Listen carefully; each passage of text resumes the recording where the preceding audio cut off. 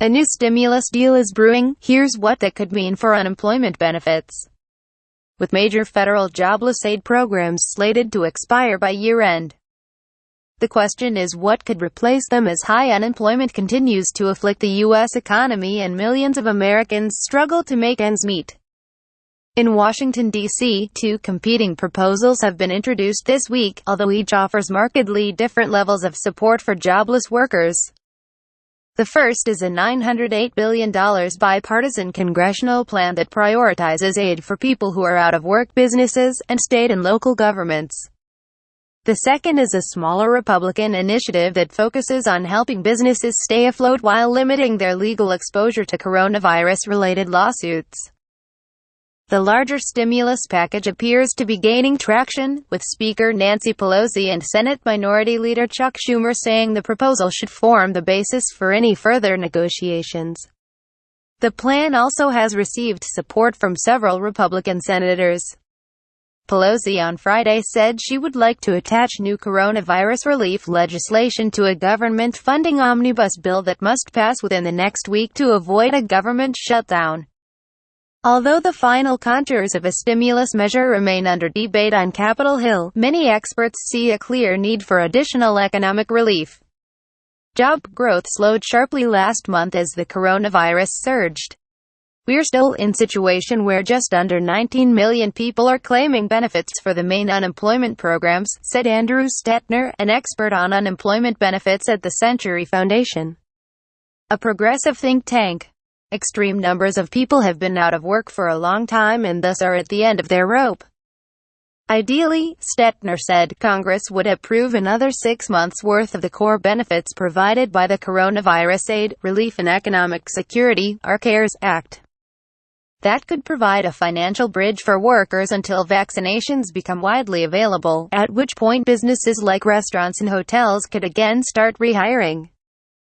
The unemployment programs due to shut off on December 26 are the Pandemic Unemployment Assistance (PUA) program, which provides aid to self-employed and gig workers, and the Pandemic Emergency Unemployment Compensation (PEUC) program, which provides an additional 13 weeks of benefits beyond the typical 26 weeks that states provide unemployed workers. Neither stimulus proposal would provide an additional 6 months of benefits for the two programs. But President-elect Joe Biden and the new Congress that will be seated in January could negotiate a more generous stimulus package in early 2021, experts say. Here's what each stimulus plan would offer jobless workers. $908 billion bipartisan plan. Backed by senators including Joe Manchin, a Democrat from West Virginia, and Mitt Romney, a Republican from Utah, the proposal would allocate $180 billion for unemployment aid. That would represent the second largest chunk of spending under the plan's framework, along with $288 billion in funding for small businesses. The money would provide an additional $300 a week in jobless aid, as well as continuing state jobless benefits, according to the Washington Post. The $180 billion is sufficient enough to add another 13 weeks of benefits to both the PEUC, for W-2 workers, and PUA, and for those not eligible for state benefits, Stetner said. In other words, unemployed workers could see their benefits extended through March instead of expiring at the end of December. McConnell's targeted plan. The second plan proposed this week comes from Senator Mitch McConnell, Republican of Kentucky, who described it as targeted aid. His plan would extend PUA and PEUC for 1 month, until January 31, and then phase out benefits for the 2 months after that. However, the 2-month phase-out after January 31 would only be available to people who have exhausted their benefits. In other words, if you lost your job early in the pandemic and have exhausted your eligible jobless aid, you wouldn't qualify for additional assistance after January 31.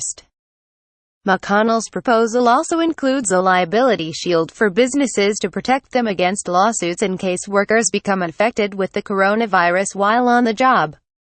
That has spurred opposition from consumer and worker advocates. The McConnell one is possibly worse than nothing because it's only a month extension and it has the liability shield, said Michelle Evermores, senior policy analyst at the National Employment Law Project. That will force people back to COVID-infested workplaces with no way to sue if they are injured and gives workplaces very little incentive to be safe.